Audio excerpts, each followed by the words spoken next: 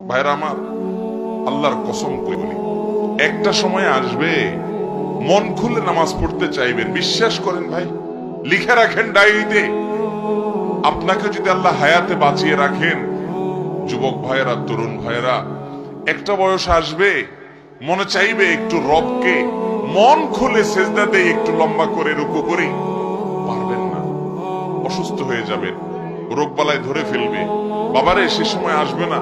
বৃদ্ধ মুরব্বীদেরকে, চাচাদেরকে জিজ্ঞাসা করেন, চাইলেও অজু ধরে রাখতে পারে না, নামাজ পড়তে পারে না, চাইলেও পারে না। একটা সময় আসবে চাইবেন, পারবেন না। নামাজটাকে সুন্দর করেন, সময় মতো পড়েন, অনেক রাকাত নামাজ পড়বেন, নফল নামাজ পড়বেন। এটার চেয়ে উত্তম হলো ফরজটা পড়লেন, মূল সুন্নত গুলাই পড়লেন, কিন্তু ধীরস্থিরতার সাথে পড়লেন। 10 রাকাত তাড়াহুড়া করে পড়ার চাইতে 2 রাকাত আস্তে আস্তে পড়া অনেক বেশি